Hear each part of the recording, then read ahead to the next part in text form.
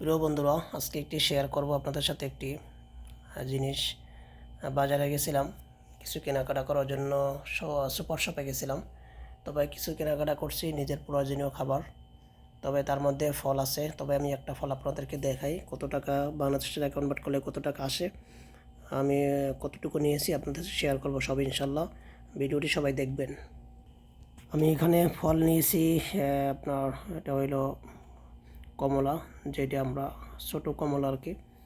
ফলগুলো খুব মিষ্টি, বাংলাদেশেও আছে, অ্যাভেলেবেল সব দেশেই পাওয়া যায়। ঠিক আছে, এই আর কি। তবে এটা আমি বাংলাদেশের টাকায় কনভার্ট করলে আপনি যে আমি 10 রিয়ালে নিয়েছি, সৌদি আরবের 10 রিয়াল এটা পড়ছে আর কি। এখানে আমি 1 কিলোর একটু বেশি আছে, 10 রিয়ালে নিয়েছি।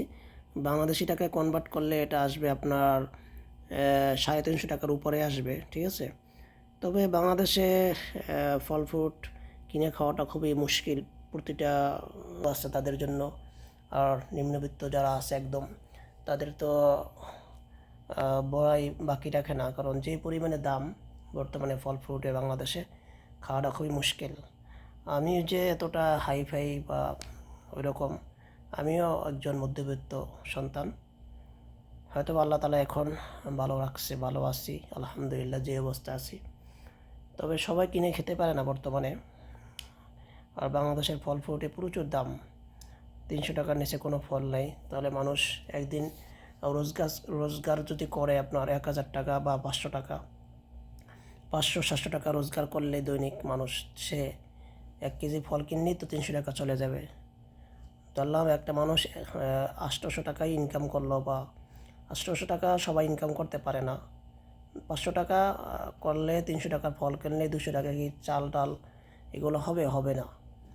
তাই মধ্যবিত্ত যারা নিম্নবিত্ত আছে, নিম্নবিত্ত যারা দিনমজুর ভাইরা, তারা সম্ভব হয় না কিনে খাওয়ার দৈনিক, কিংবা মাসে একবার হয়ও কিনা তাও জানা নাই আমার।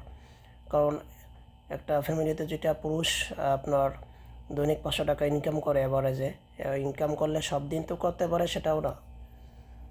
আর 300 টাকার ফল যদি কিনে 1 কেজি, একটা ফ্যামিলিতে লোক থাকে হয়তো 5 জন 7 জন, সেটা কি হয়? 1 কেজি কমলাও কিনে কত 8টা উঠবো, 5টা উঠবো, বড়ো সাইজের হলে 10টা, হয়তো বা ছোটো সাইজের হলে 10টা উঠবো। আর বড়ো সাইজের উঠলে আপনার হাইরেস 6টা।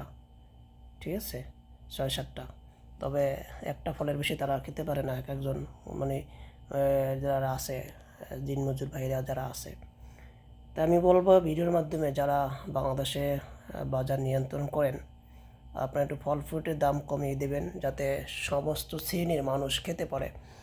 বড় লোকেরা তো খেতেই পারবে, তাদের টাকা আছে, তাদের টাকা অবৈধভাবে টাকা ইনকাম করলে তারা খেতেই পারবে, কারণ তারা তো আর সৎভাবে বা হালালভাবে ইনকাম করে না। আর যারা হালালভাবে উপার্জন করে, দিনমজুর ভাইরা, আমার শ্রমিক ভাইরা, ঠিক আছে, তারা তো খেতে পারবে না। তাই বলবো যারা বাংলাদেশে বাজার নিয়ন্ত্রণ করেন, তারা যেন এই ফল ফ্রুটের দামটা একটু কমিয়ে দেয়, যাতে সবাই খেতে পারে, সমানভাবে চলতে পারে। এইটা করলে হয়তোবা মানুষের একটু ভালো হয়।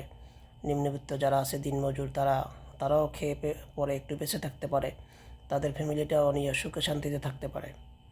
এই জন্য ভিডিওটি করা। যদি ভিডিওটি ভালো লাগলে, আমার ভিডিওটি যদি ভালো লাগে আপনাদের, অবশ্যই ভিডিওটি শেয়ার করে দিবেন এবং লাইক কমেন্টস করে জানাবেন আসলে ভিডিওটি কেমন লাগছে আপনাদের কাছে। কথাগুলো শেয়ার করলাম, এই জন্য ভিডিওটি করা।